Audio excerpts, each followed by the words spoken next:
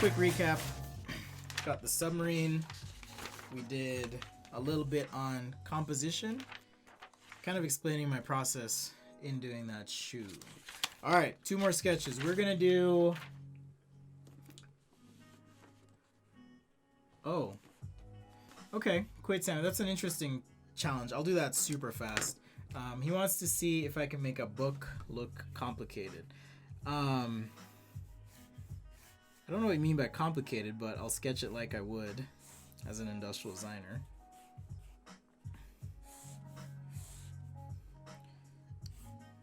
So I don't know if people even read hardcover books like this anymore. You know, where you've got the spine and a little bit of a gap right up there. Got our pages all glued and stitched together.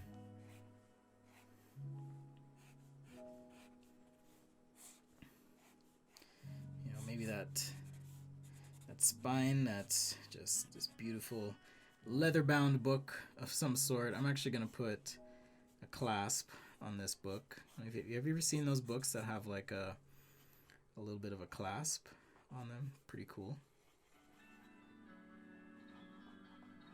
So maybe this has a clasp. And of course the pages. And I'm not going to draw every single page obviously, but just enough to suggest that we have some pages in this book. The book of sketch, perhaps.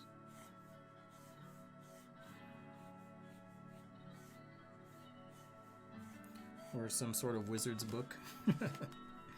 Alright, so let's draw the book open.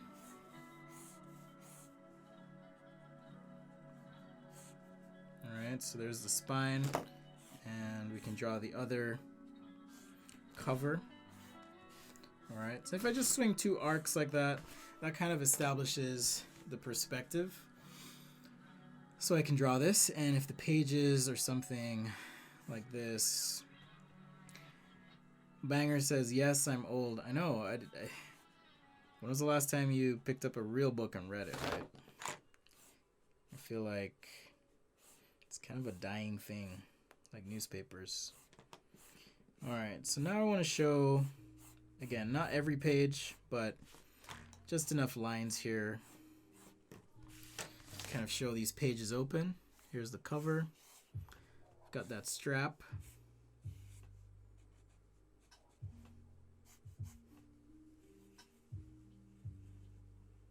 As well.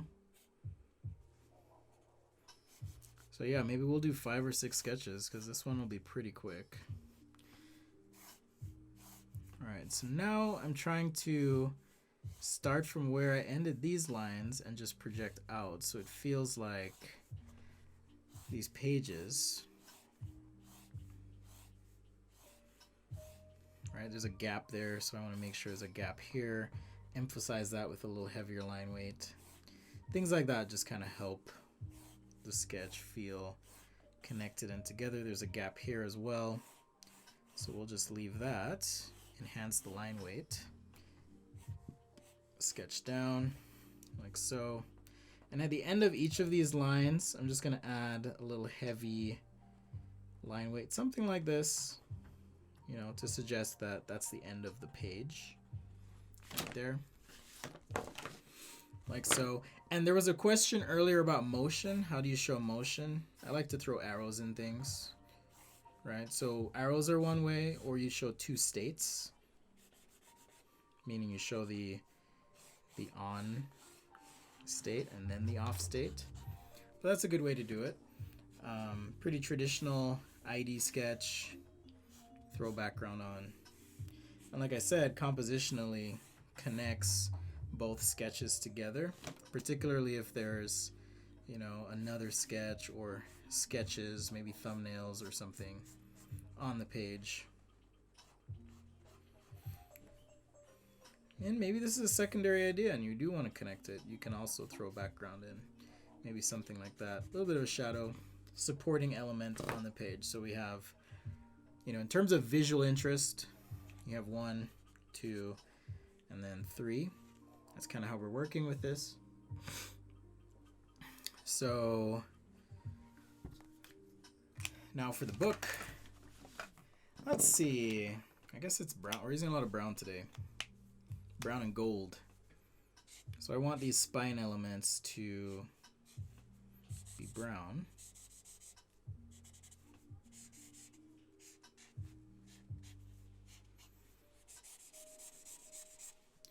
You know, the strap, for example. I guess it is kind of like a wizard's book.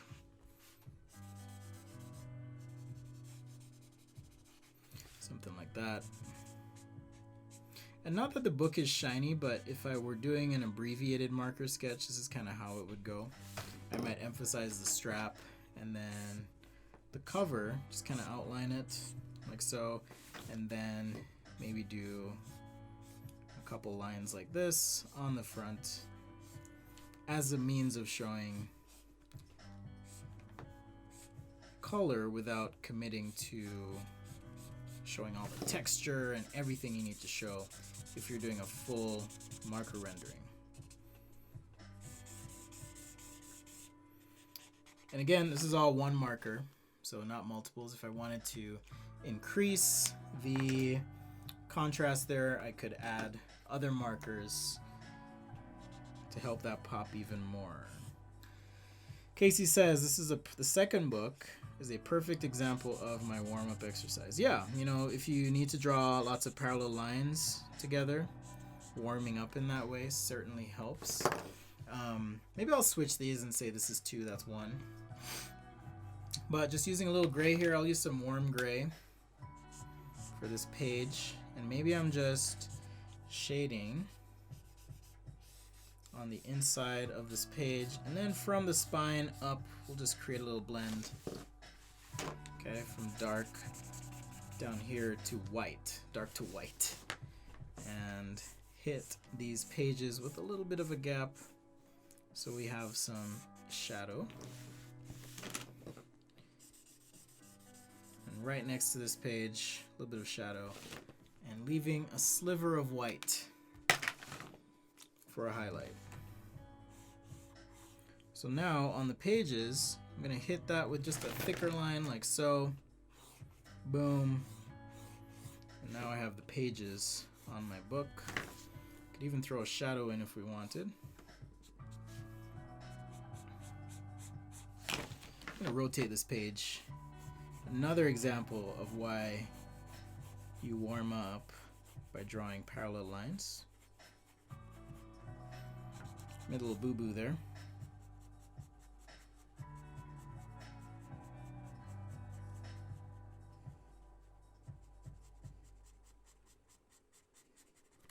Alright, so that's called a motor stroke. We're here just kind of going real fast, parallel lines next to each other to create value and shade in your drawing.